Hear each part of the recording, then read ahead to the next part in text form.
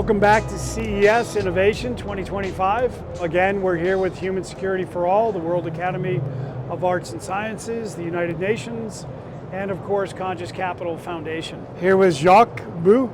Yes, Bogh. And I'm excited to hear this Starfish invention that he has.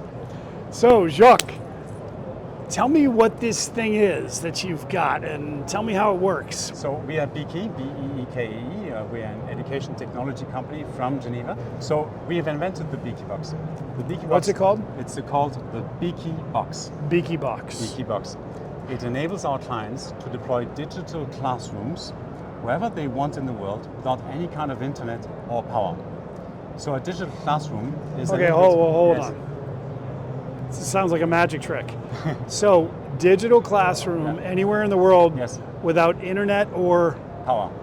Yes, which is the two biggest problems. Oh my God, I can't wait to hear this. Okay. Okay. Yes. So basically, it's a little bit like an iPod 15 years ago. Meaning you'll see the internet only when it's connected to a PC, which is online. Yes. Which our clients typically see, I don't know, once a week, once a month. Mm-hmm. And then there is a learning management system on board. Like for my children, for instance, at university, they're not studying any longer with paper, they have a portal. So in fact, there's the same kind of portal which knows who they are and how far they got and so on in their studies. When it's connected, it will update and synchronize the learner identities, learner progressions, so how many modules they did, and potentially content. Then when I disconnect it, it doesn't see anything any longer. It doesn't see the internet, it has no antenna to do that, but it has a Wi-Fi antenna, as well as a powerful computer and up to 2 terabytes of storage.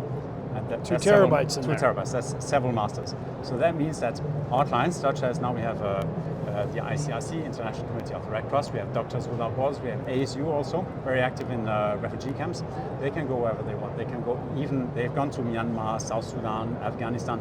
They could even go into a submarine. They know that when they push this black button, they can create a digital classroom for up to 40 learners who can connect with their smartphone, tablet, or PC.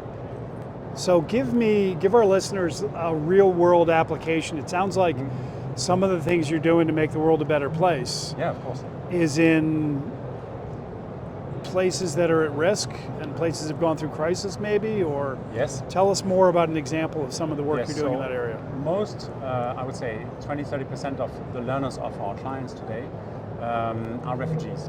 And so I can tell you 2 or 3 short use cases. Please, yes. One is teaching refugees in camps in Jordan and Lebanon some English, so that they can, let's say, get so you can get a better job. So take our viewers into the camp. Yes. So what's happening? I've all of a sudden this yellow box shows up. Sure. So who's facilitating? How's it work? Yes. And so a camp in Lebanon is basically built up. It's like a city, but internet and power are an issue. They'll either be bad or way too expensive.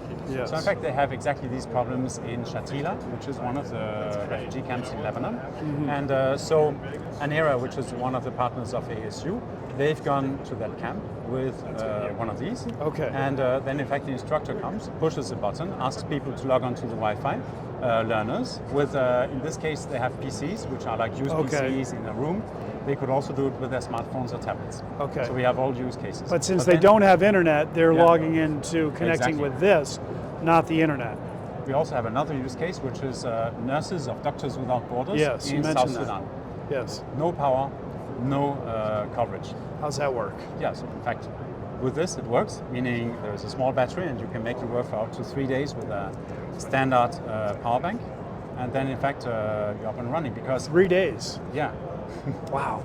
And so basically the nurses, in fact, in this case with Doctors Without Borders, they have tablets. So they have what is needed to charge tablets and this kind of device. They don't have, however, grid power or very little of it. Yes. But then, you can make do without it with solar panels and so on. And, you push a button, you deploy the digital classroom, and people can start learning with an instructor typically.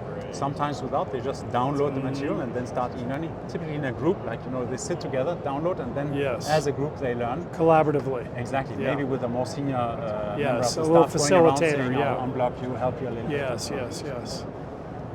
I thank you so much for the work you're doing, and we're going to keep an eye on you.